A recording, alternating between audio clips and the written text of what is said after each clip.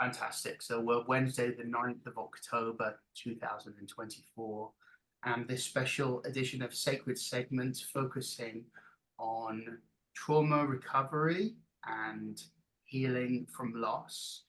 Thank you for being here, everyone. Great to see you all. I'm going to start by introducing myself. My name's Alexis Constantinou. I'm a singer and holistic coach. With a special interest in metaphysics, which is one of the reasons I set up this group to explore healing in all its forms. I think singing brought me to this search for the spiritual, and that's my interest in the field. Somebody else is joining us, Grethe, as well. Hopefully you can hear me okay, right? Great, okay. Mario, would you like to introduce yourself?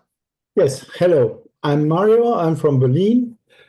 I will talk later a little bit about my life and what brought me here. And I'm founder of a suicide prevention project, as it's suicide prevention, but also helping families after suicide.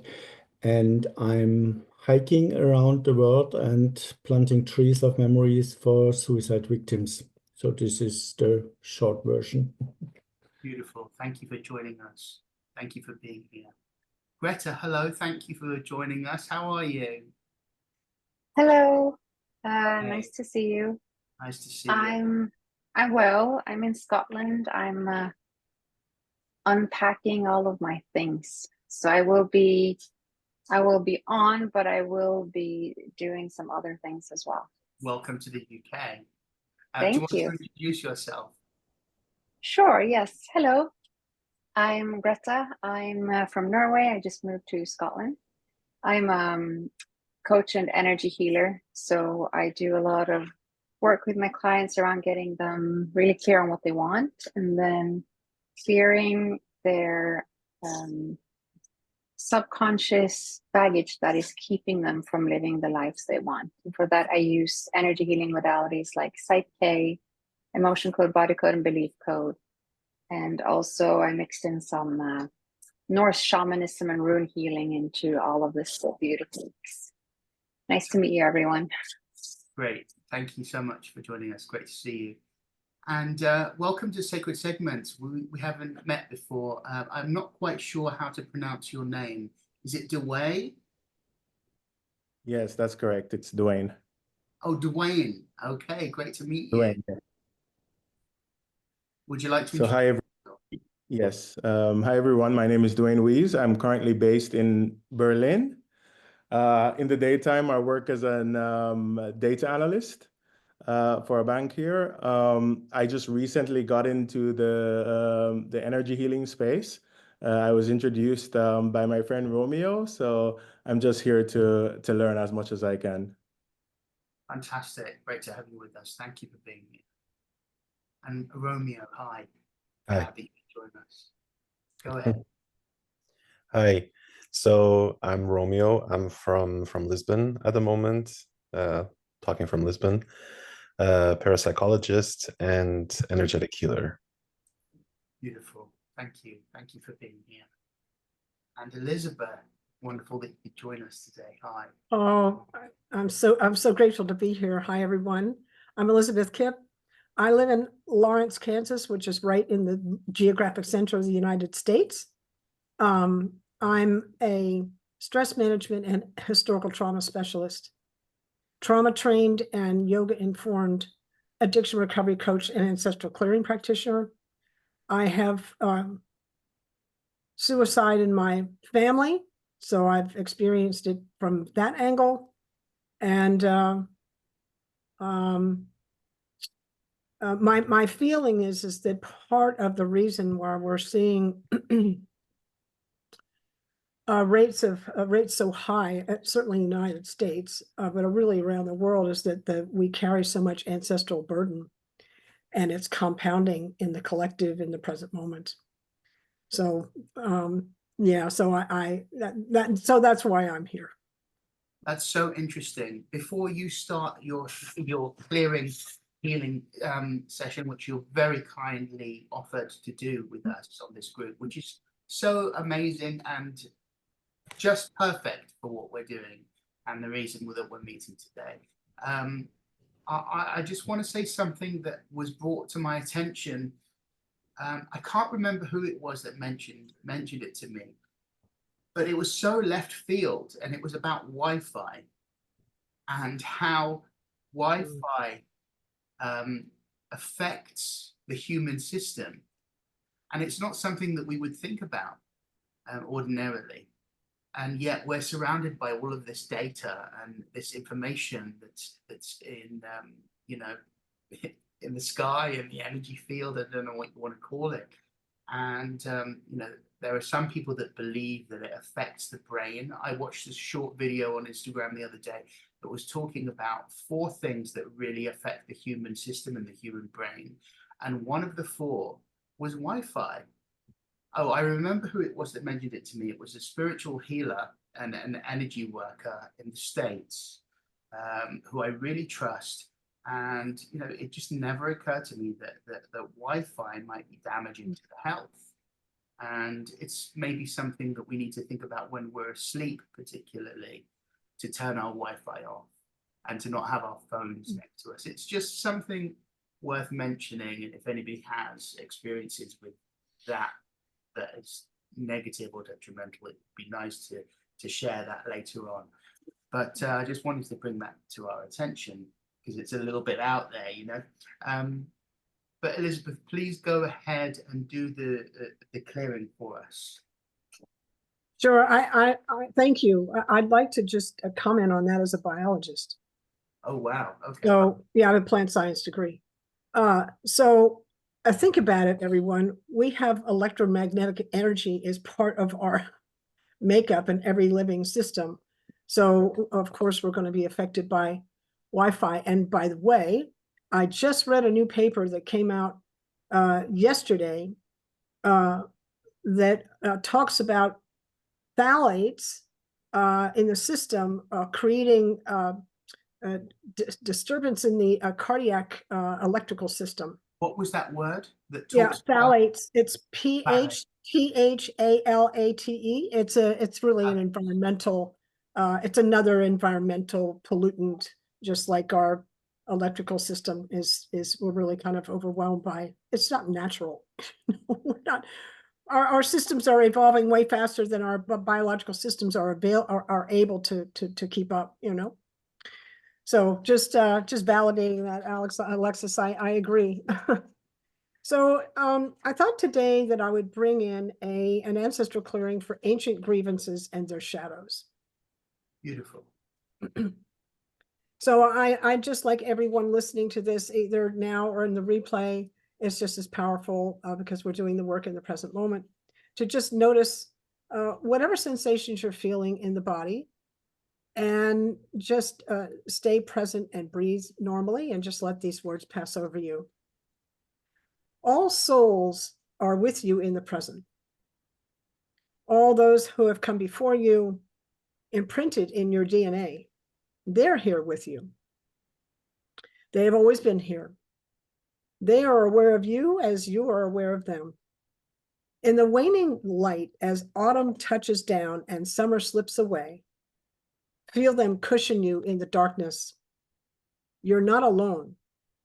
You are in service to this time, the beings living now and preparing the way for your descendants. Your ancestors stand with you. Come into presence. Let yourself be carried by the forces, the currents living in the moment. All souls are here with you and all of us. Dissolve the illusion of separation and awaken into the fold. Reawakening, realizing you float in the streaming universal energies. Feel the flow of energy through the matrices and all the hidden corners within you. Feel the breath and its currents and eddies shift throughout your tissues. Become the explorer. You are woven into the great web of life, into the emanations of the ancestors. You are known and you are a mystery. You and the ancestors all here as one in the unified field. Hear the ancestors calling. They're right here with you, with us. Our smiles, our tears are theirs. They hear us cry out. Our screams of anguish, primal, from what seems to have been indelible wounds. Let our hearts and their tears blend together to wash away ancient grievances and the bitterness of hatreds carried forward for generations, for once and for all. Please and thank you, Creator. Let your healing light shine through and heal the hurt, neglect, abuse, divisiveness, blaming and shaming passed down from one generation to the next. May our tears join to clear our eyes of prejudice, want for power, selfishness, and pride. Let our tears, as they are spent, water the seeds of forgiveness, compassion, and understanding, and let them sprout into a new way of living, beyond familial bonds and tribal allegiances, and into the wider family of all humanity and all life. Please and thank you. Please and thank you. Please and thank you. Just take a nice big breath in and let it out, and just notice how that feels.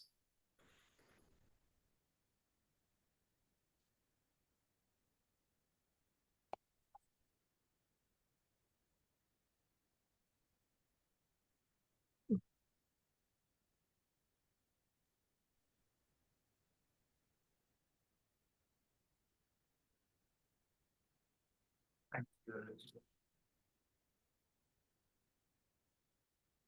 Very powerful to think of our ancestors being with us.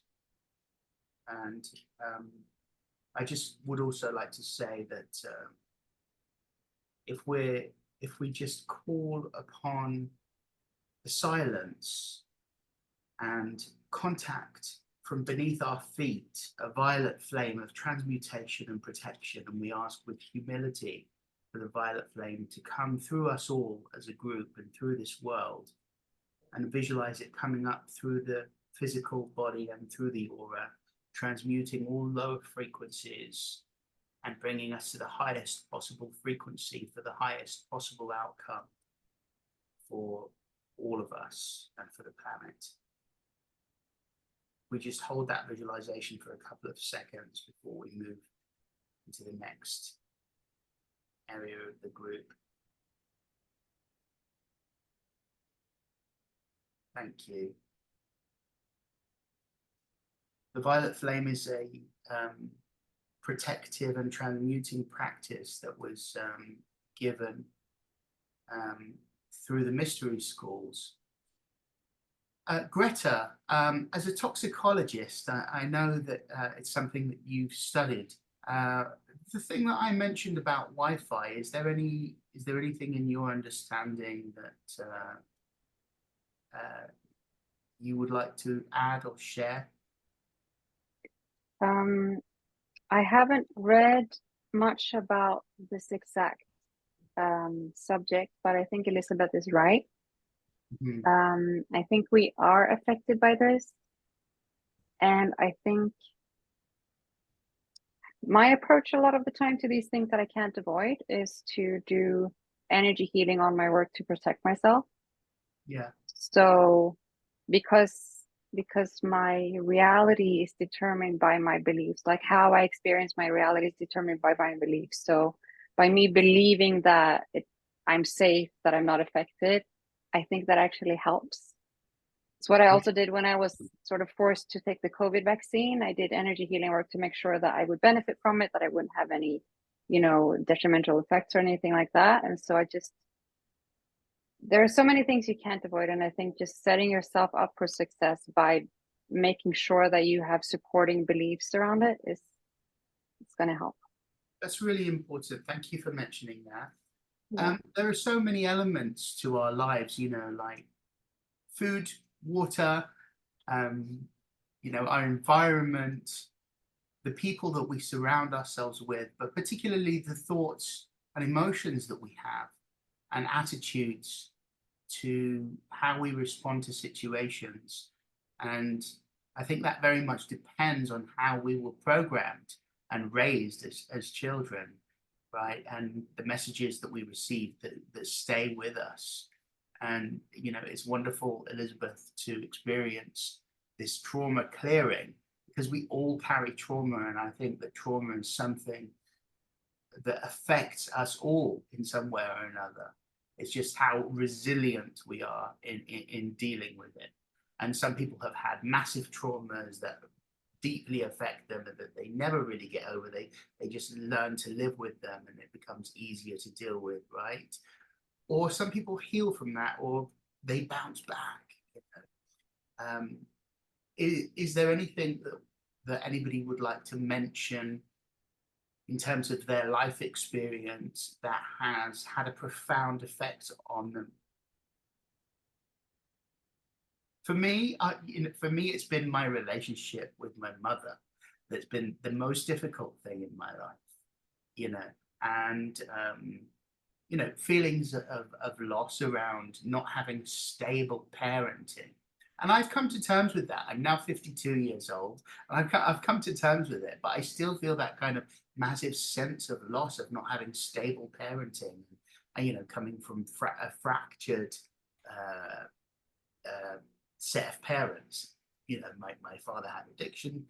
He has addiction issues. And mother has mental health issues. And I think that has profoundly affected me and my outlook and the way that I view myself and the world. However, I'm in the process of healing from that. And that's something that I deal with every single day. And sometimes just showing up and being a human being can be difficult because we carry all of that stuff with us. And that's my experience. I mean, is there anything else?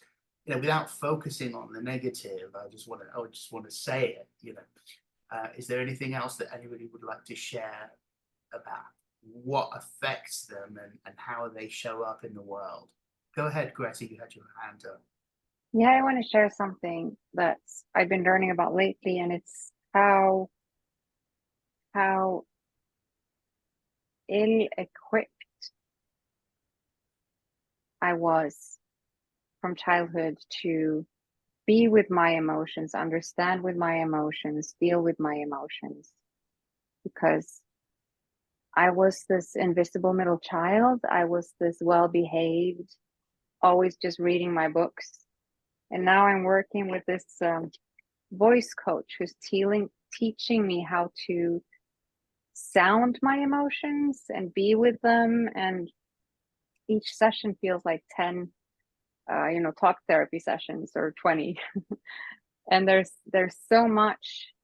And today what came up in the session really was this loneliness in no adults ever being with me in my emotions, never witnessing me in, my joy or in my sadness. And so I'm kind of teaching myself to be with myself in these emotions. And yeah, there was some real sadness and anger, around that. And I think this is really important stuff that sadly I don't think we teach our children much today. Also, like for me, my mom was super busy with work and all of that, so I can kind of rationalize and understand as an adult, although my inner child doesn't understand that. And I think parents today are also very busy, and they seem to just hide their emotions. They want to protect their kids from seeing all emotions. Like, Mom, are you crying? No, I'm cutting onions. What is this? So yeah, I wanted to kind of point that out, how I wish we would, as a society, be with our emotions some more and teach our kids to do that. Yeah. And one thing that you said that really resonated with me is learning to be your own wise parent and learning to be there for yourself. That's an interesting thing. Thanks, Grethe. Yeah, you're welcome. Thank you for asking. Anybody else like to say anything? I want to say something, Alexis, if you don't mind me saying something here. I saw recently you posted a picture of you and your mother. Yes. And I was already very impressed with you, but when I saw your mother, I was even more.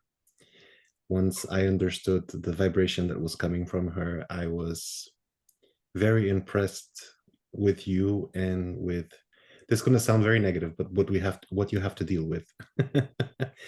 So yes, the energetic dynamic between you and her is something out there. It's a real challenge, and there aren't a lot of souls out there that can deal with that. So kudos to you. Thank you so much for saying that. I really appreciate it.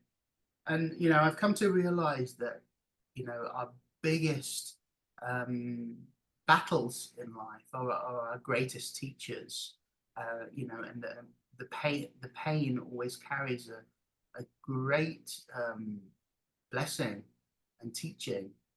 Sometimes we don't learn it and we have to keep learning it, and it will come up again and again and again and trigger us until we learn it, right? But I appreciate your words. That's very kind. Yeah. You're welcome. I mean, we did talk about this in the last meeting that we had about negative emotions and what they mean, and I mean, there's a lot of things that can be said about that. But one interesting thing that I want to share about my own emotions that I remember when I was a child was, first of all, I was very aware of my surroundings and the people around me, and as a means to survive, I really had to develop this this intelligence very quickly, and just to be able to survive. So I remember being very logical and very aware of a lot of things. However, when dealing with emotions, I can perfectly remember having a certain emotion just burst inside of me and having absolutely no logical explanation for this. And these were the first instances where I really started to understand how emotion has some divinity to it and some intelligence to it, and it can occur in you, and it may not at all seem logic, but it's there for a reason. And then you later, as an adult and everything, and you explore everything, you start to understand. But this just to say that a lot of people are under the belief that their emotions are generated by their thoughts and by their surroundings and all this, and sometimes it's not. Sometimes they are there, and it's not really something that you're generating yourself. So that's a very interesting phenomenon. Yes. Yeah, there's something called elementals, which are thought forms. I'm sure they have different names in different cultures, but they're built up thought forms that take on their own life, right? And they become almost animated. When you mentioned an emotion that you became aware of, what was that emotion? That emotion was this very uncontrollable sadness that I didn't understand why. And I can give you the example, exactly what it was. I think I've mentioned this with to you before. Like, I was extremely mistreated by my family, and in one instance with my family, with my father and my mother, things were so bad that one time it slipped out of my father's mouth the word son. So he just called me son. And he said something like, "Oh, don't worry about that, son." And I remember choking up so badly, I had to get up and go to the bathroom, and I was completely bawling, just crying my eyes out, and I didn't understand why. And I remember thinking, but this is a good thing. I want him to acknowledge me as a human even. you know. So for him to call me son, this is something happy. This should be something very, very happy. I should be glad and thankful about it. So logically, I didn't understand why I was crying. I can understand that as an adult. As a psychologist, I can go deep into that. But as a child, I don't remember why. Why was I sad? Makes no sense. I should be happy. So yeah. Wow.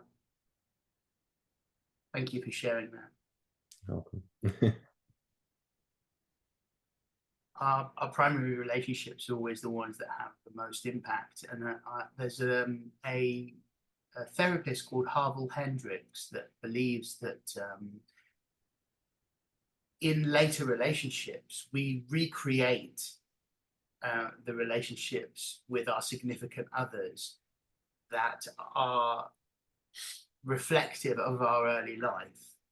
You know, and whoever your caregivers were, they don't have to be your specific parents, that we recreate that in our later life and adult relationships so that we can heal those parts of ourselves. That's one theory. It's an interesting theory. But I see that play out in my life. Anybody else would like to say anything? Welcome, Peter, who's just joined us. I don't know if you want to just say a quick hello before we continue, if you're there. Hello. Hello. Thanks for having me. Welcome. Thank you for being here. If you want to switch your camera on, you can. You don't have to. It's completely up to you.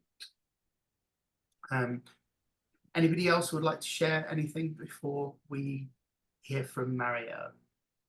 Yes, I would love to share something because, yeah, it's completely right that all the emotions we feared, but also all the emotions we experienced, especially after or during childhood, that they are coming back. That they are coming back also in persons, and I hear that very often if I talk to people who are suicidal or depressive, but also if I watch my own history as a child, really hidden half to death every month, once from my father and from my mother, who let me know that that I'm nobody, that I'm not worth the dirt under the fingernails, and I proved them all my life to be good, to be better, with doing crazy, fantastic things, and I fulfilled all my dreams I ever had, even the most crazy ones. And I should be the most happy person in life, especially now with what I'm doing. And there is a small but a very heavy part which is not. And I don't know if sometimes I really don't know if I will ever heal from this, or if this stays as a burden for the rest of my life. I really can't tell. But I see when I hear the stories of people who committed suicide, then I often think, yeah, there are experiences and parts and energies you probably don't get rid of, at least not alone. Something just occurred to me. I've done little bits of psychic work throughout my life, and occasionally when people talk to me, they can kind of sense it, even though you know, I've never said to them about the healing work that I'm involved with or the psychic work that I'm involved with, and they open up to me. And there was a woman whose son committed suicide, and we were sat at a table together, and she said to me, "Why did he do it?" Because I had a conversation with her about angels just before that. She said, "Why didn't the angels save him? You know, why did he do it?" And obviously I couldn't answer her because I couldn't be in that person's experience. And it's interesting that some people are saved by some kind of spiritual experience that they have. And when I decided to take my own life, a book fell on my head called May the Angels Be With You. And, you know, I picked it up and I was like, okay, I get it. You know, I bought the book, and a year later I was in Los Angeles having dinner with the guy that wrote the book. He had come to London, and I attended his workshop, and it turns out that he was a singer. It had a weight problem early on. You know, there was a lot of similarities in our lives. He was also a gay man. It was very interesting. But this thing about, you know, why we are saved by some kind of being or higher self, or, you know, in certain circumstances, but not in others. Why are some people not intervened by some force or higher self? It's an interesting question that I don't know the answer to. I have so much to say about this because, you know, I'm a psychologist. I've dealt with many people. I've seen many things, and there's so much to talk about this. And even with death and with suicide and all of that, the first thing I definitely believe in is that people should demystify death and also demystify suicide and suicidal tendencies. Everybody thinks about suicide at some point. I think even a few weeks ago, I was actually telling a friend of mine, oh, I'm really like thinking, what am I doing here? Like, I've done so much, I've experienced so much. My life is a bit boring at the moment. I feel very jaded. I don't know what's going on. Like, I sometimes think that if I just died today, it wouldn't be that much of a problem. And I think that it's very important for people to be able to speak this way and demystify it, because mystifying suicidal thoughts, mystifying death, all of this just creates more pressure, just makes it sound very bad. People are very afraid of this. People can't handle it because they can't handle mortality. And that's the first thing that I would definitely like to say about this topic. And another thing that I also hear so much about is why are bad things happening? Why does this person die? Why is this person having all these difficulties? This really is how life is supposed to be. And we need contrast. People sometimes forget about the yin and the yang. We are supposed to have bad, we are supposed to have good, we're supposed to have both light and dark. I know a lot of people that commit suicide are often really, really misled or uninformed about things. And there's also definitely people that wanted to commit suicide. They did it. Sometimes it was a mistake, but other times this was really their destiny. But for us here, we really need to understand this. We need to understand that there's both light and dark, and we need to deal with it.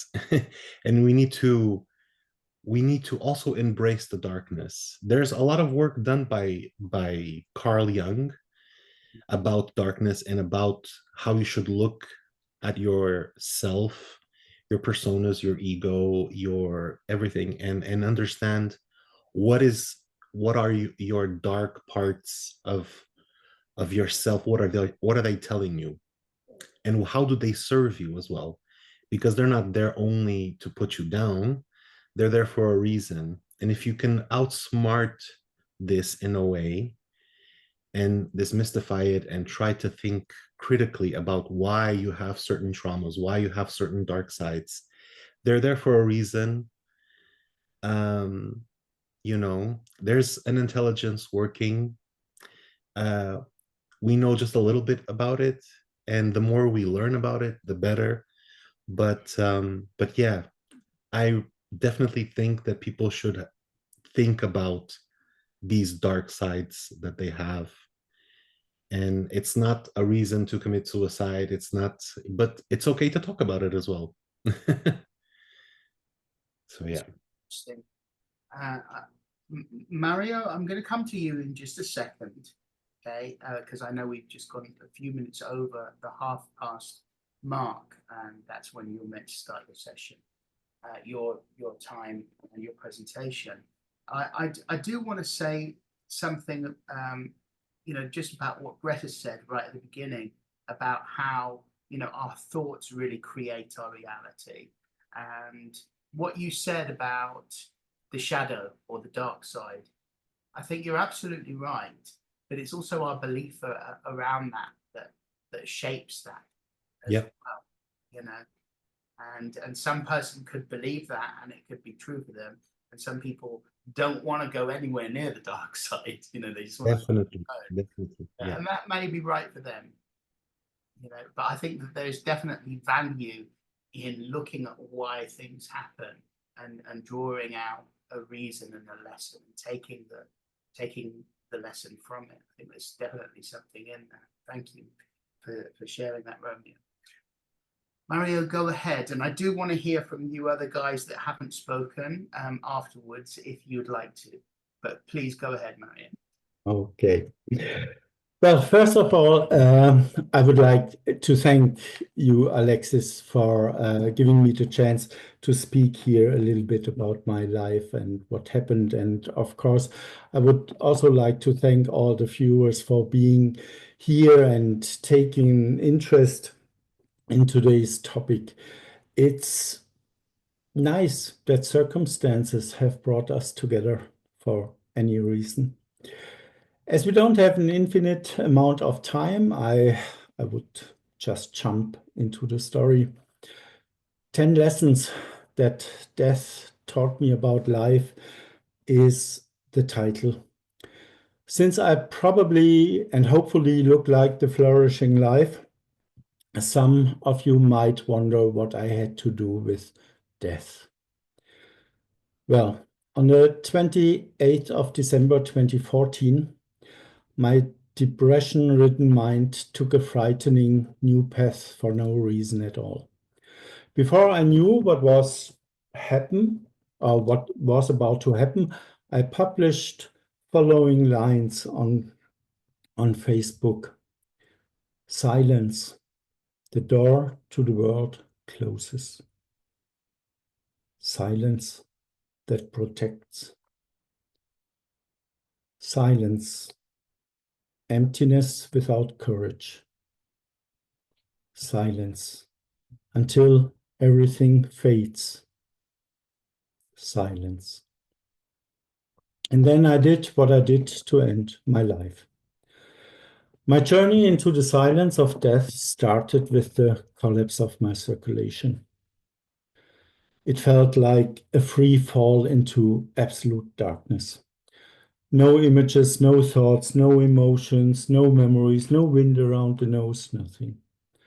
Past, present, and the dreams of my future dissolved, and I fell into the darkest black that no one could imagine. At the same time, my life partner Jose was traveling 120 kilometers far away on the motorway. And when he couldn't reach me, he turned around and speed back to my flat because he had this weird feeling. Intuition told him something is wrong. At home, I still fell into the world of silent darkness. I didn't actually want to kill myself, but my brain made a decision against my free will.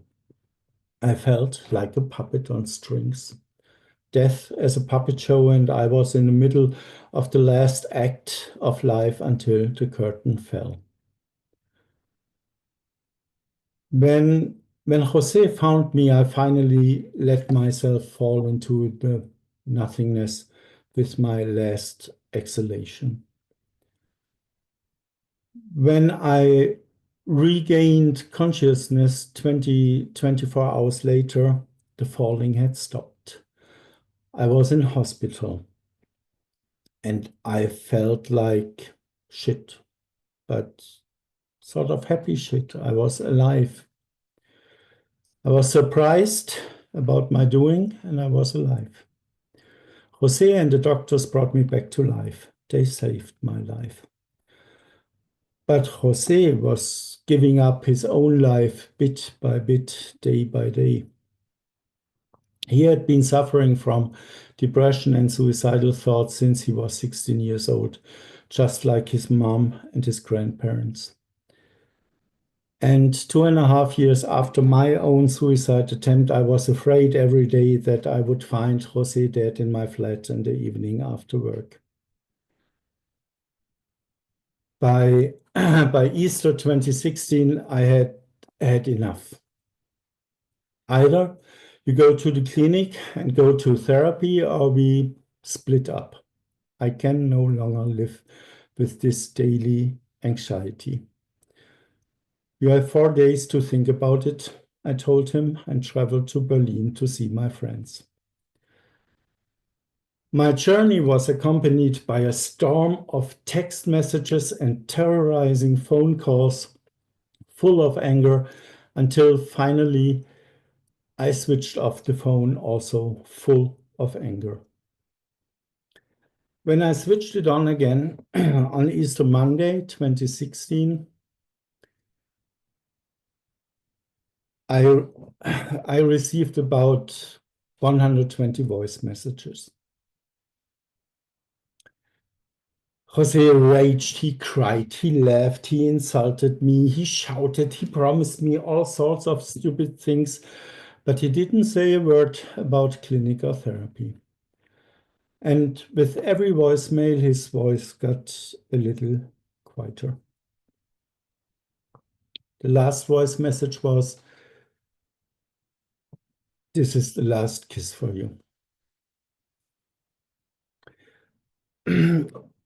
Sorry. Full of panic, I started to dial his number, but there was no answer. I typed one text message after another. I kept pressing the I for information until finally I got a redemptive message, sent, received, and most importantly, read. Hallelujah. Everything is good. He read it. I still don't know who read this message because Jose had already been dead for 2 days at that point, suicide.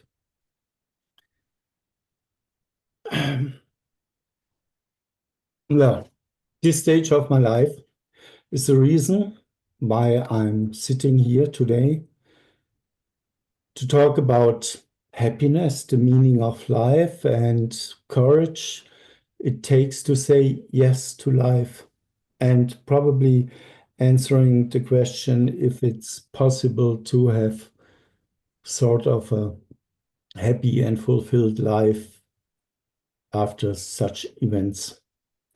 And it is the reason why I'm hiking since 2018 Eastern around the world to plant trees of memory for suicide victims. In the last 7 years, I met hundreds of people who are suffering from suicide in their family and many people who are suicidal. What does this journey, which is still at the beginning, and those many talks teaches me? Which are the 10 lessons that death taught me about life? Before, I probably have to tell my life before was journalist, television journalist, and my life was based on making money, having a lot of fun, sex and drugs and rock and roll, and the many dark corners of gay life here in Berlin. Without a big sense, but I was really happy with my life the way it was. But from this happiness, nothing was left after his suicide. My life exploded in 1 million pieces. And yeah, and so I started to leave on Easter in 2018. So what did I learn during this time? The first lesson was acceptance. Acceptance is the silent agreement with reality. An inner peace that comes from letting go of resistance. Acceptance promotes understanding, compassion, and non-judgmental observation. And if you are complaining, you are not accepting. If you are not accepting, you are not in the presence, because your ego is dealing with the past or the future or your wishes. But the past is not to change, and the future is an illusion. Same with your wishes. So it took me really a long time to find out that only 100% of acceptance is the key to everything in life, absolutely everything. Without acceptance, you cannot do the first step into or out to whatever. So the second lesson I learned was something about responsibility. Learn the difference between guilt and responsibility. Nobody's really guilty, and nobody can influence the interrelated circumstances which are creating our life. I felt the almost fatal burden of guilt for threatening Jose with separation, guilt for switching off the phone, guilt for wanting a happy life without fear. I had poured the last drop into his already full barrel, which then overflowed. I will have to live with that for the rest of my life. But I didn't fill this barrel. I'm not responsible for the 40 years of his depression. I can't be held responsible for the final symptoms of various mental illnesses and suicidal tendencies. I'm also not responsible for the fact that he refused to go to therapy for 40 years. It's never about blame and guilt. It's always about responsibility. And if you're taking over responsibility, it combines duty and freedom. If you take over responsibility for wrong decisions you made, you will create trust, and it shapes your character. But responsibility also means respecting and appreciating people. You never know how life shapes the person you are, shapes the person you are dealing with, because you never walked in their shoes. So after that, the third lesson I learned was something about hope. Hope is definitely not a belief in better times. Hope is an inner, endlessly burning flame that shines even in the most terrible darkness. In reality, hope is our own inner strength. It is the core of resilience. I personally believe that our lives are a fixed sequence of karmic events, the causes of which we have laid ourselves in past lives. All the bills we are being served now will not kill us. It's not their purpose. Hope is the strength to endure exactly what is coming, no matter what, because we have to learn from those events and not to die. The death has got not that much to do with karma. The fourth lesson was then, which was important for me to make a decision if I want to live a life based on to have or to be. Having reflects needs and desires, but can also foster attachment and dissatisfaction. The pursuit of possessions, titles, or careers makes us sick. We are working us half death just to buy something, just to get a title and all those things. The happiness of having a new car only lasts for a short time. The car is never good enough. The house is never big enough. The career is never high enough. You always want more. The misfortune of not being able to afford that dream car because you didn't make it in your job sometimes lasts a lifetime and eats away your soul. You forget who you really are. And often all the having, of course, has nothing to do with the true character of your soul.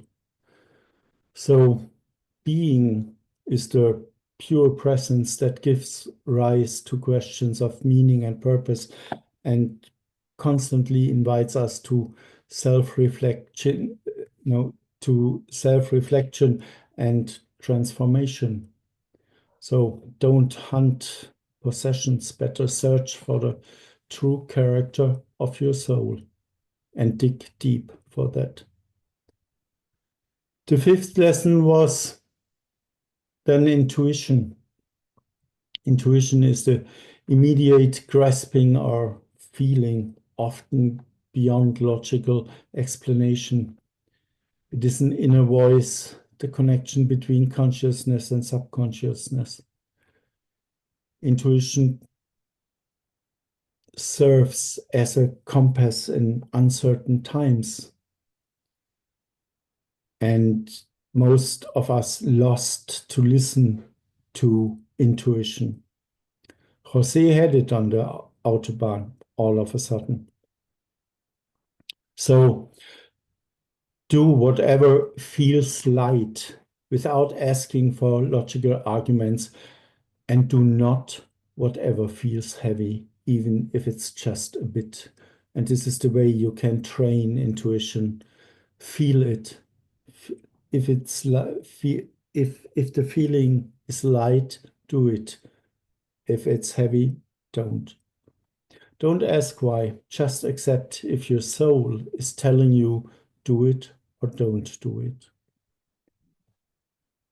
The sixth lesson was then not to form an opinion, which is, as a journalist, quite hard sometimes. Do not form an opinion is a form of conscious neutrality that frees the mind from preconceived judgments and emotional reactions. In this open state, we can see things as they really are, free from the distortion of our own beliefs or desires. It enables a state of deeper perception and acceptance in which we are listeners rather than judges. So remove the mirror that stands between you and reality. It only shows you the reflection of your thoughts. You think what you see is life, but these are just the mirror pictures of your thoughts.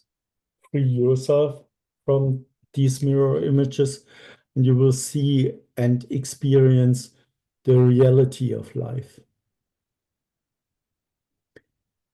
This brought me to the seventh lesson, forgiveness. Forgiveness is both liberation for the forgiver and a door to reconciliation and healing. In forgiveness lies the recognition of human imperfection and the belief in the possibility of transformation. It is an act of inner freedom that not only clarifies relationships, but also serves one's own peace of mind. And one-sided forgiveness is also possible. You do not need the consent of the person you have hurt. Just ask the pure soul of the other person for forgiveness, and you will experience how healing and relieving forgiveness can be. You can forgive anything, really anything, if you are prepared to accept that we have far less power than our ego suggests. Some things have to happen because karma has to dissolve. Forgive those persons who hurt you. They might just be the instrument and the deliverer. And in former times, we used to beheaded the deliverer of bad news, and all of us know this was really very wrong.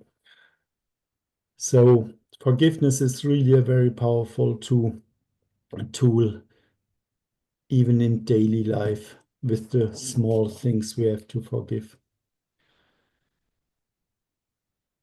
Lesson number 8 was then equanimity.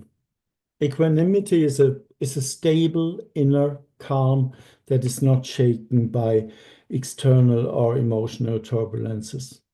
Equanimity is the result of a deep acceptance of the transience and unpredictability of life.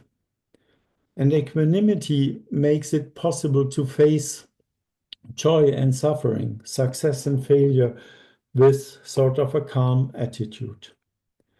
Equanimity is neither indifference nor blunting, but a conscious state of inner balance that allows us to act with clarity and wisdom.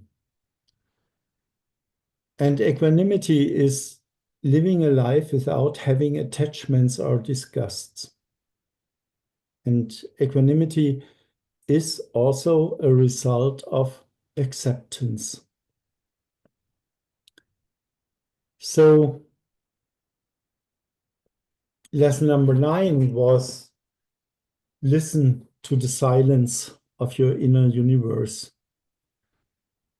Silence opens up space for clarity, introspection, and deep insight, and often forms the breeding ground for true realization and inner harmony. The answer to the question, what is the true character of my soul? And the many answers to questions that condition, shape, advance, or even destroy our life cannot be found in the noise of our time. Only you alone will find and hear the answers when you embark on the journey into the silence of your universe. And nobody has to be perfect. And to be honest, you don't need a yoga mat or background music or special way of sitting. All you need is the silence in your head and the silence around you to immerse yourself in the bliss of infinity. And the last lesson, which was probably one of the hardest for me, is to understand that in many terms we are not the doers.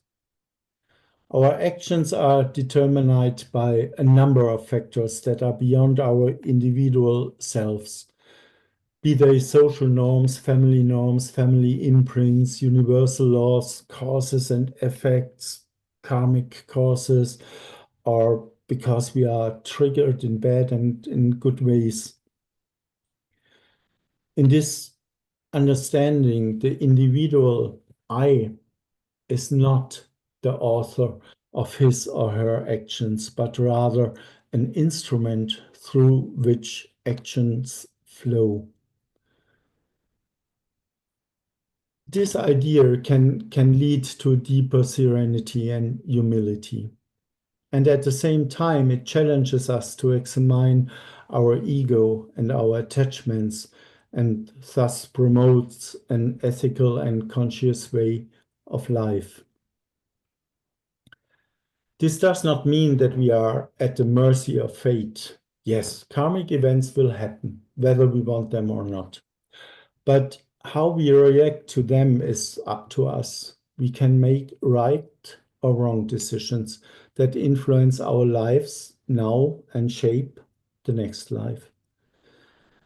If I take my life and José's suicide as an example, then perhaps it will become clear what I mean. José refused therapy all his life, really aggressively, in fact. His suicide was definitely very unnecessary. But for whatever reason, he made a decision that paved the way for his severe depression to flourish until the final symptom, suicide. Before we were talking about what is suicide, there you can talk about 5 million days about that. Yeah.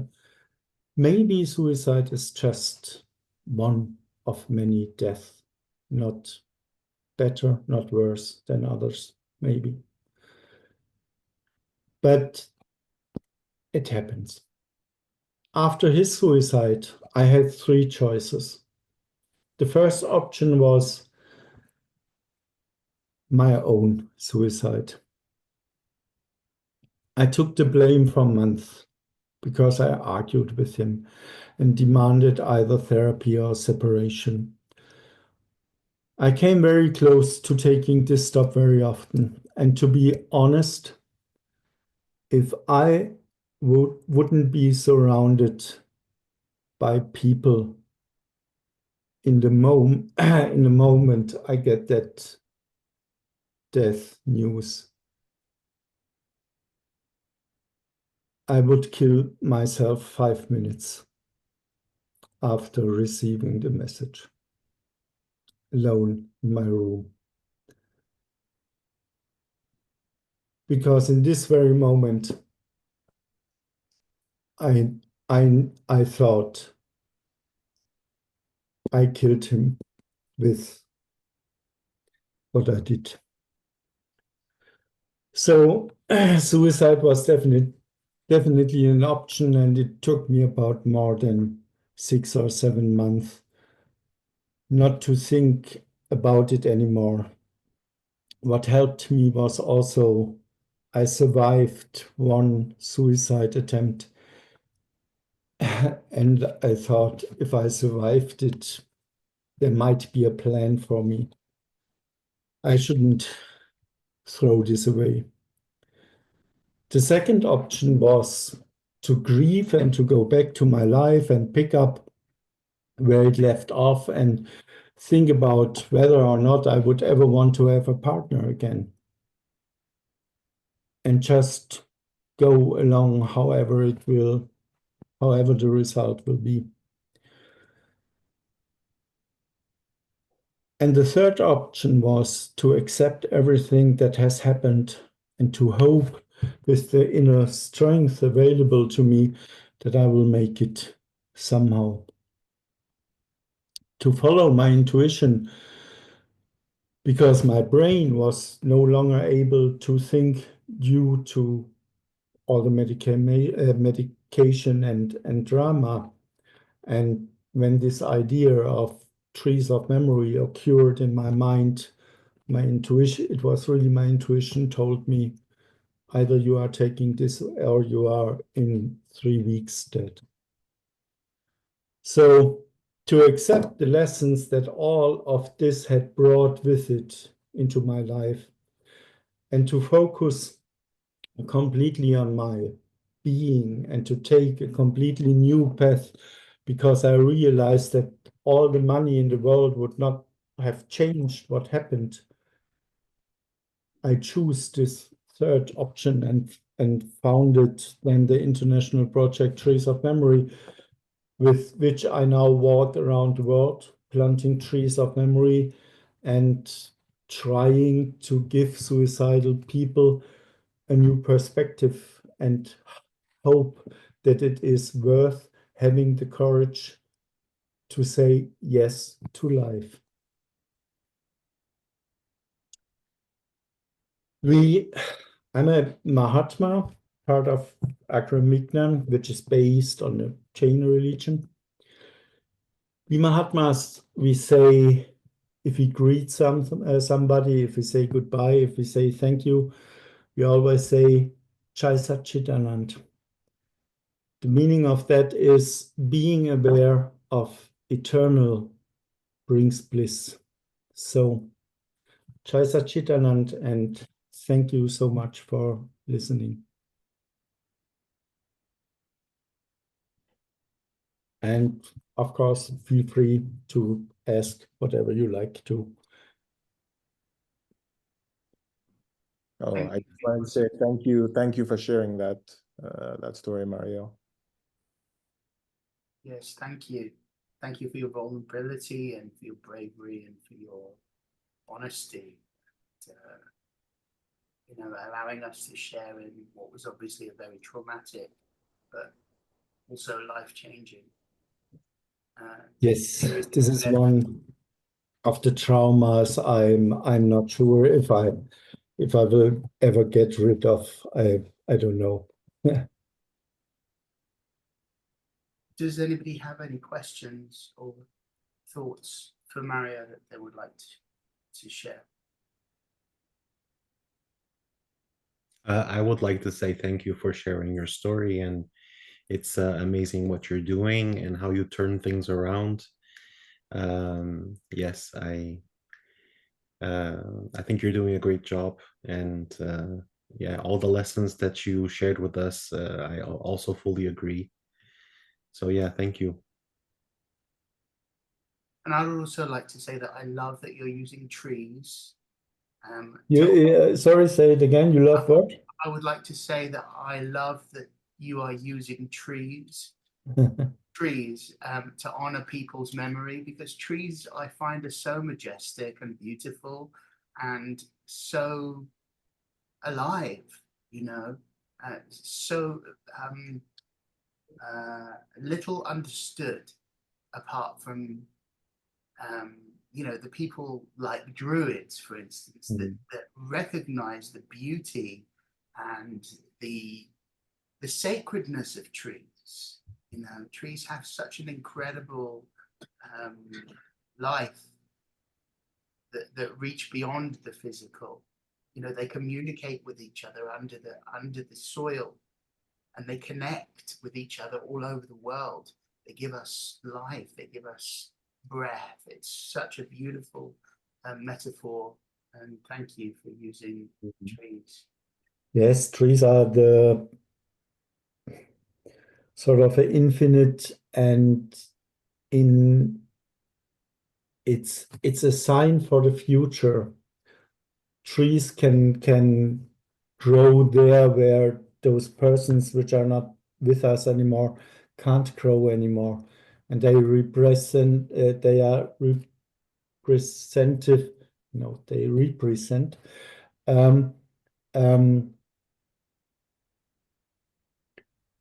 Their life somehow. If I plant those trees, I say very often in my speeches, every bench of it was a new direction in the life of this person. Every leaf, a second of his life or a minute of his life. Yeah. The root of the trees, they are grounded, they ground us, yeah, but they are also connected. They are talking to each other. They warn each other. They grow up in height, and we are always talking about that our loved ones somewhere up in paradise, in the sky, in wherever. Yeah, but they connect the ground with the height, and there are so many symbolism in trees that it's just perfect. And if you ever made the experience, if you hug a tree and you are standing there and you put your forehead against the wood, And you stand there like this for about 15 minutes, you will make a really amazing experience. Wow. Most people don't do it. Of course, I also don't want to be seen hugging a tree. But as I'm, of course, sleeping very often in the during my hike in the woods, yeah, I can do it at night, and it's really, really wonderful. That's gorgeous. I felt, Greta, did you have something to say?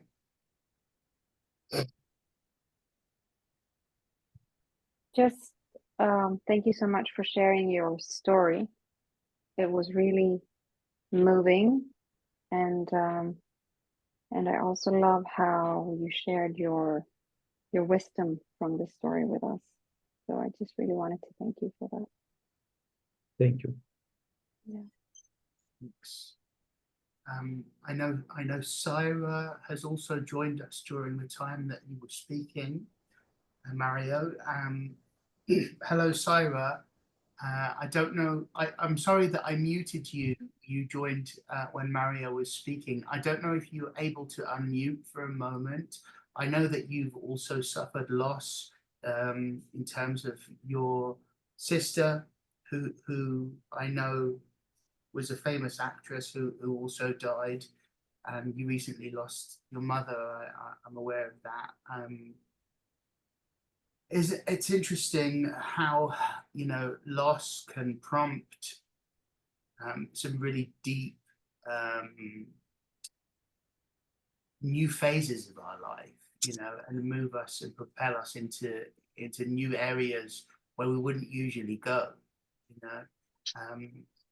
How would you say, Sayera, that the loss of your sister and your mother has affected you in a way that has moved you into like a new period of your life that you hadn't previously considered?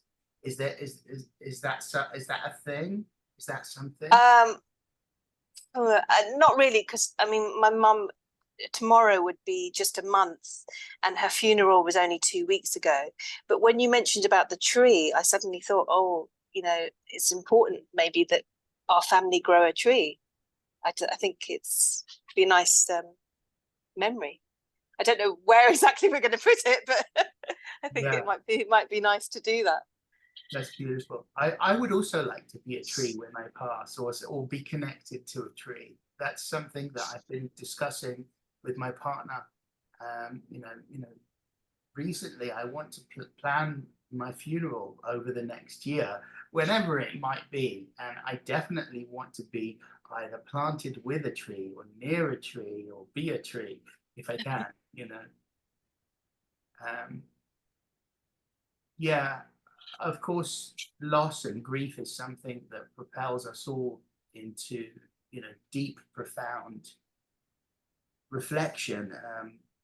Is there something that anybody else would like to share in terms of their experience of loss and grief, and how that has, you know, healed them in some way, or moved them into an area where it's created significant change in their life?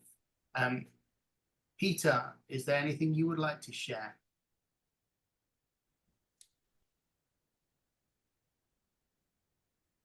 Or Dewane, up to you.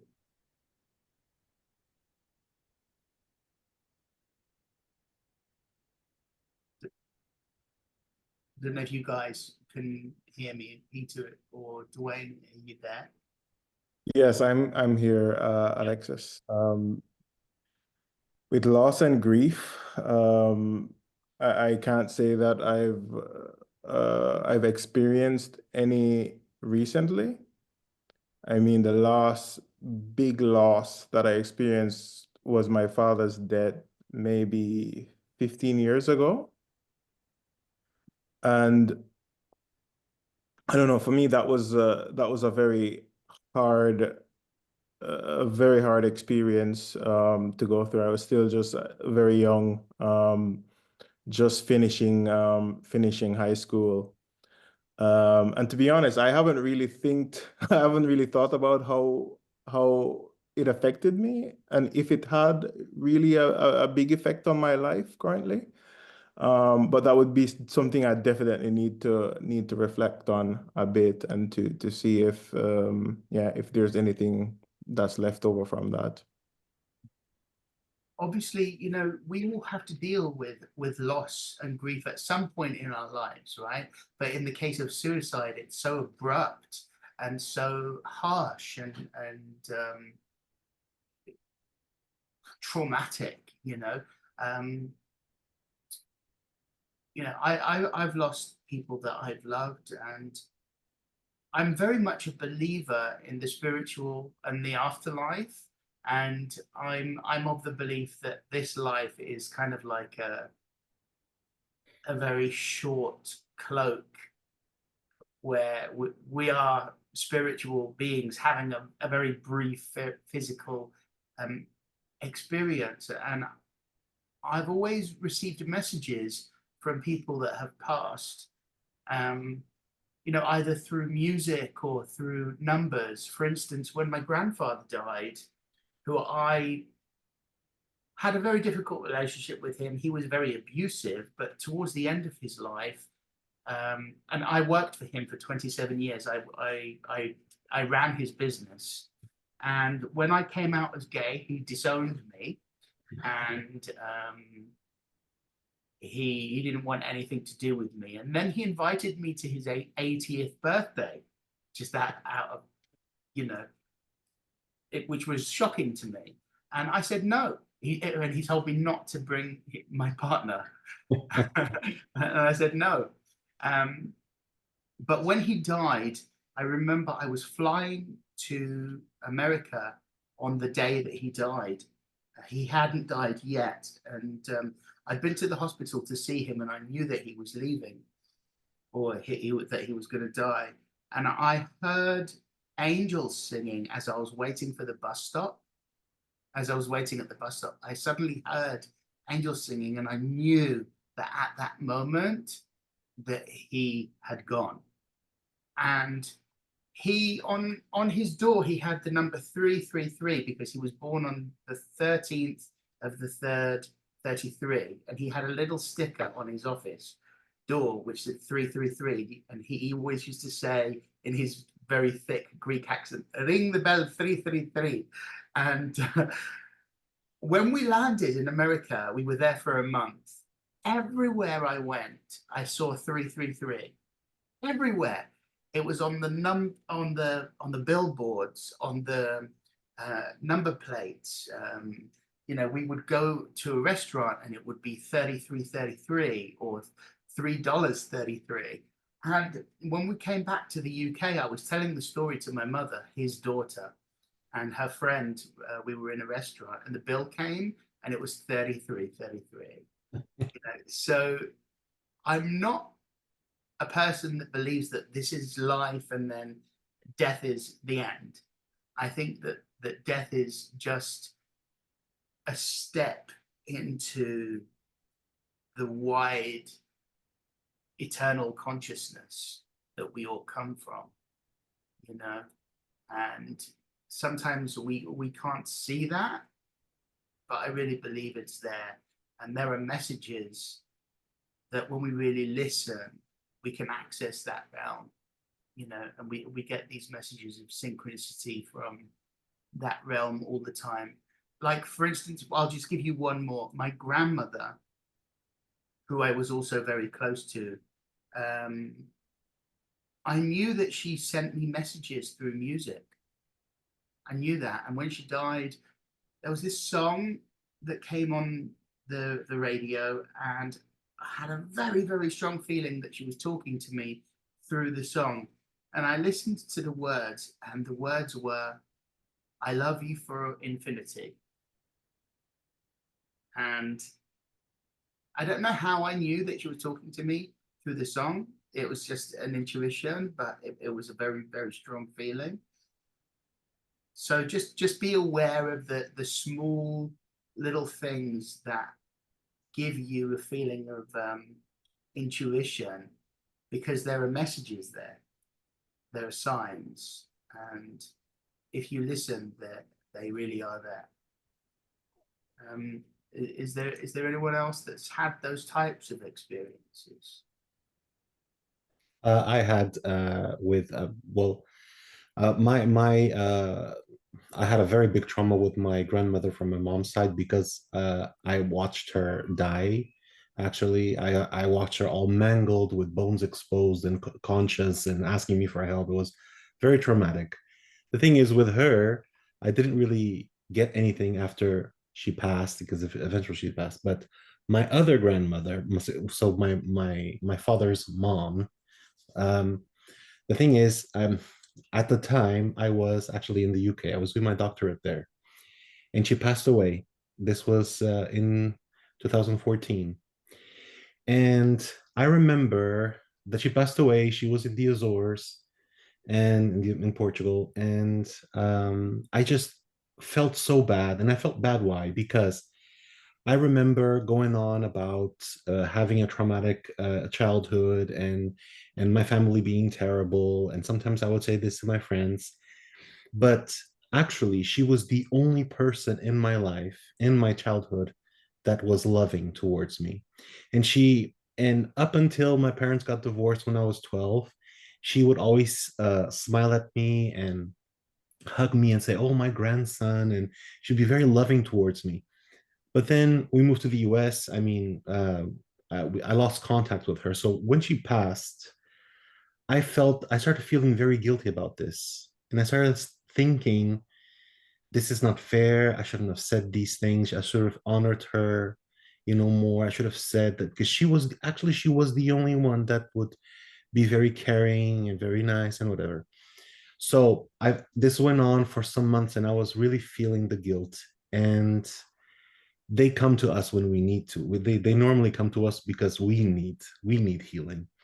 So in the middle of a meditation, I literally felt her soul merge with mine. And it was one of the most beautiful, if not the most beautiful thing I've ever experienced in this lifetime, where there was absolutely there's no separation.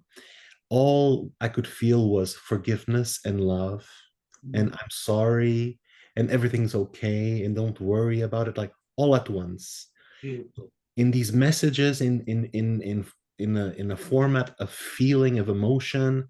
I mean, I just remember like getting very emotional with this and feeling a relief. And it really, really made a difference for me. She came to free me. She came to heal me and to just and it did. This is exactly what it did. I never thought of it like that again. I mean, it was such a gift she gave me to do this. That's Yeah. lovely. Thank you. Mario, did you ever experience after your partner passed any kind of I connection? just wanted to talk about it. Actually, when he passed, the first 3 years, there was nothing, really, absolutely nothing. And I mean, after 3 years, I still felt really terrible, and I always had got also this, I don't know, yeah, this guilt feeling, because the night he died, which was actually the same night I left, I left. He terrorized me with phone calls and everything, yeah, and spoken 120 times on my mailbox, and then he took his life.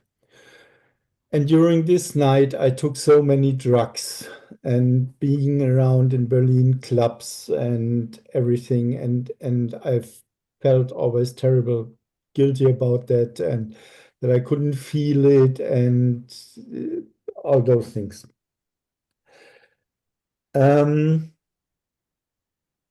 During my meetings with families who lost somebody through suicide, many of them always told me, "Mario, you should go to a medium."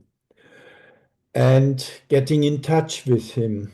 And I was always so, as it was not that I'm not believing in it. I always said, yes, I think there are possibilities, but I didn't want to get in touch with him.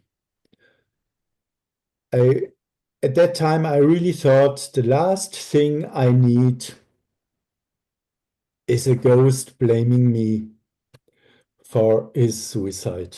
Yeah. And that's why I always said, no way. Yeah. He's away, he can stay away, and that's it. And then it was my last year here in Germany. And then I was this week with this woman near the French border. And at the very last evening, she told me she has got a gift for me. She would love to invite me to a medium. And her best girlfriend is one of the most known mediums and whatever. And she has been in England. There's a special school for them. Yeah.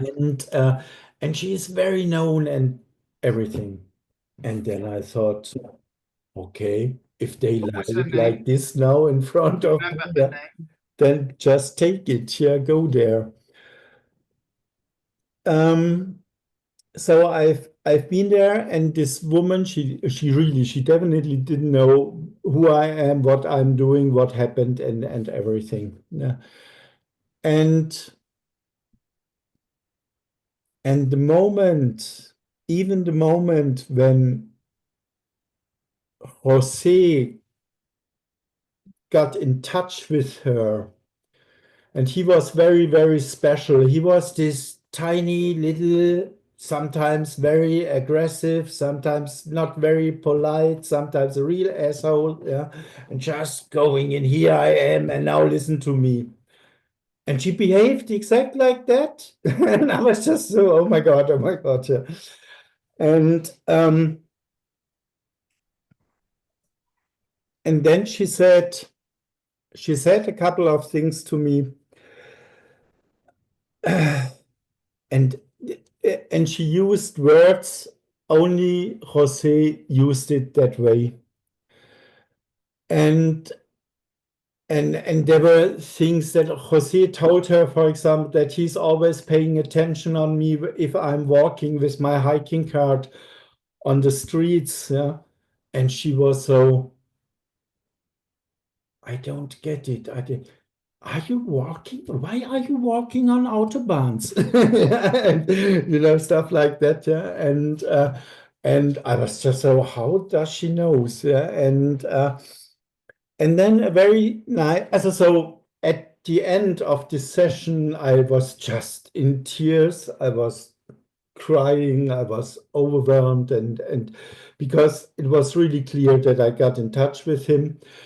And it answered a lot of questions, even about the moment when we met each other the very first time. And it was so intimate, intimidating. And so it was really very special. What happens then, the very next morning, I was standing under the shower, and every morning I'm standing 5 minutes just like that under the shower, doing nothing, enjoying the hot water. And all of a sudden I could feel that Jose was just standing in front of me and on the other side of the glass. And I put my hand like this, and I just felt him. And since this time, he's sometimes here. Sometimes I'm walking, and then I'm so, oh man, you are here again. Are you protecting me? And then I'm talking with him for about 2 or 3 minutes, and it's never longer. Yeah, it's always just a moment, but I really can feel his presence. I'm sitting on the couch, and all of a sudden I know he's sitting next to me, yeah, and holding my hand, and it's just seconds, and then he's leaving again. Do you remember the name? And this was really. The name of the psychic? Say it again. Do you remember the name of the medium? Yes, of course I do. What's her name? Anita, the family name, I must have a look at if you are interested for, I can tell you. I can give I can give you Yeah, her please. number or something like that. Yeah, I would like to interview her in the future, perhaps. Ah, okay. Yeah, Yeah. so I will ask her. Okay. And Was it the College of Psychic Studies that she went to, or I maybe don't know. I always say That's she's fine. on Hogwarts. Hogwarts, yeah. Okay. Well, thank you for sharing that. That was beautiful, and that's just proof, isn't it, that we are just one thought away from our loved ones in spirit. You know, sometimes that's all it takes. It's just one thought, and then we can contact them. I always feel that I have a closer relationship with the people that have passed than when they were alive, because I feel the link is stronger, because the thoughts are a more powerful connection in the spirit realm than the physical one. Okay, well, thank you for your presence tonight, everybody. In closing this session, I would like to go around the group one final time and ask you all to say two things. Number one is something that you're grateful for. And number two is a power word, which I would like you to think of as an energy, which I would like you to embody or embrace for the rest of the evening and for however long you want to be in that energy whenever you think of that word. I'll start and we'll go around the group, okay? So the thing that I am grateful for is the mysteries of life and the possibilities that we are completely unaware of. The magic, let's say. I'm really grateful for the magic. And the word that I would like to connect with, the power word, is possibility. I'm going to ask Dewane now for a gratitude and a power word. Alexis, so I am grateful for life. Yeah, I think for me that's what I'm focusing on right now, gratitude towards life. And then my power word would be resilience. Beautiful. Thank you. That's great. Lovely to meet you. And please feel free to connect with the Sacred Segments Facebook page. You just type in Sacred Segments and then you can add yourself to the group if you want. And then I would just accept it if you want to. I will invite Dewane and Peter to. Fantastic. Yeah. Fantastic. Thank you. Thank you. Thanks for being here. Sayera.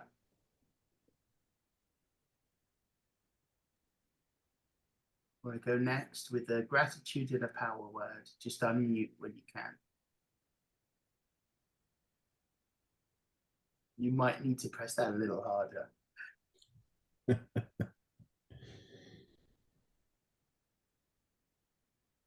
I'm going to try and help you with that. Hello, can you hear me? Yeah. Sorry, I'm doing it on my phone, not on my laptop. That's okay. So it's just a bit confusing with technology. Sure. So grateful for, well, yeah, I guess life, being alive and healthy. Hopefully I'm healthy. And power, did you say power word? Yeah. Power. Friendship, I think. Beautiful. Yeah. Nice. And support and friendship. I know that's two words, but Nice. Yeah, why not? Why not? You're glowing, Sayera, in a beautiful way. You look wonderful. Oh, thank you. Nice to see you. Thank you. Thanks for that. Grethe, I wanted to ask you this evening about maybe if there was some kind of clearing that you wanted to do, but if not, I mean, I know we're at the end of the session, and I don't know if there's something that you wanted to share, but we can like clear 2 or 3 trapped emotions. That can that would be always be great. helpful. That Yeah, would be yeah. great. Yeah. Yes. First, I want to say my gratitude and my power word. So I'm really grateful for all of my abundance, that now that I'm unpacking all of my things, I'm really, really aware of how abundant I am. And I'm also grateful for all of you allowing me to come in and listen while doing things I need to do, so I can enjoy both. Thank you for that. My power word is rest. Rest. Rest. Yeah. And let's see if we can clear a few trapped emotions. So if there is anyone who would not like to be part of this clearing, then you can like just state that to yourself or raise your hand or whatever. And if anyone's watching the recording, you can choose to be part of the clearing or not. And that's completely up to you. What we're going to do is we're going to use the emotion code to find and release a few trapped emotions, setting the intention that it's going to be for our highest and best good. So exactly what you need this evening. Yeah, I think that's a good enough intention. So my name is the group. Yes, my name is Greta. No. So do we have a trapped emotion for this whole group that we can clear for our highest and best good? Yes. And which one is it? It's an emotion called creative insecurity, and that's doubting your ability to create something that can be big or small. It can be like dinner, it can be a career, it can be art, it can be anything you want to create. So creative insecurity. And you can kind of see if any thoughts come to mind, any memories, any people, because that can be what caused this emotion to become trapped, or what caused this emotion to occur in the first place, and then it was a process, didn't pass through and got trapped. And now we're going to clear. So we do that by swiping 3 times along the main meridian. And you can do that from your third eye to the back of your neck if you want to. So clearing the trapped emotion of creative insecurity. Yeah, was that released in all of us? Yes. Is there another one? Yes. Blaming, the trapped emotion of blaming. This can be yourself, this can be someone else. Just notice if something comes up, and if nothing comes up, it just means that you don't have to know what it is. Okay. Now can we release? Yes. So releasing the trapped emotion of blaming. Beautiful. Released. Yes. Anything else? Yes. Defensiveness.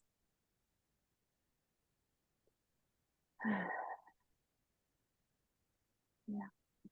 So let's release this trapped emotion of defensiveness. Release from everyone. Yes. Let's do one more. Self-abuse. This can be negative self-talk. It can be self-harm. It can be not taking care of your body, your mind, your spirit the way you know that would be good for you. So just acknowledge whatever comes up, and nothing comes up, that's also okay. So let's release this trapped emotion of self-abuse and just be kind to ourselves.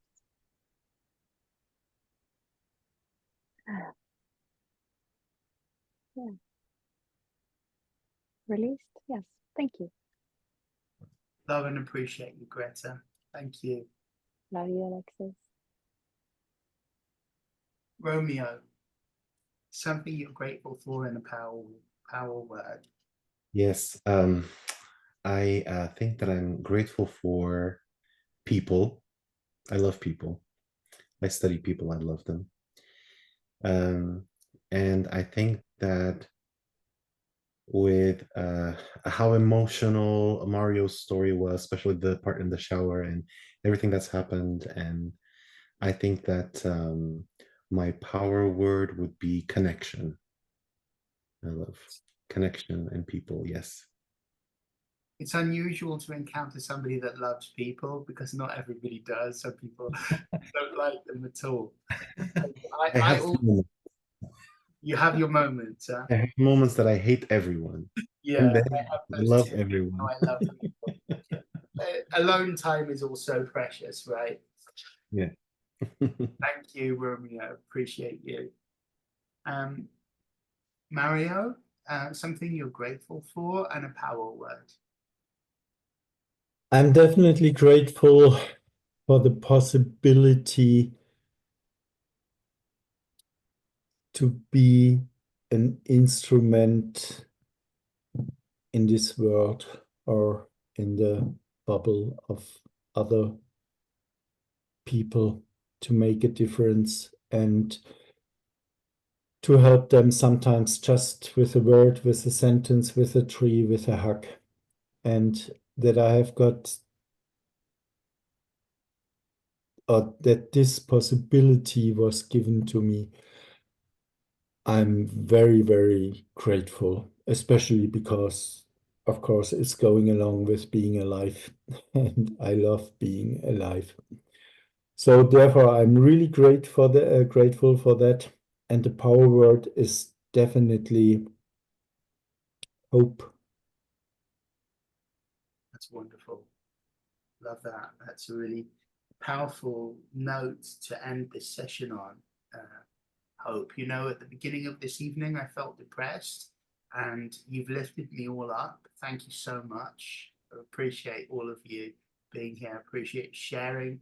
You're sharing your truth, your vulnerability, your bravery, your resilience, and of course, your hope. Thank you.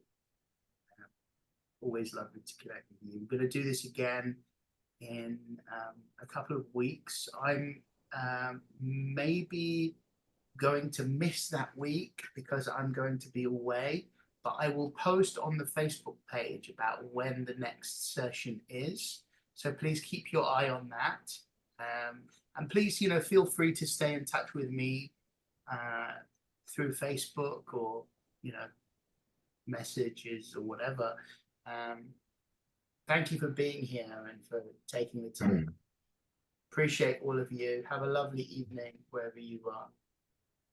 Thank you. Love Okay, thank you. Ciao, Bye, ciao. everyone. Thank you. Thank Bye, you. everyone. Bye. Thank you. Thank you.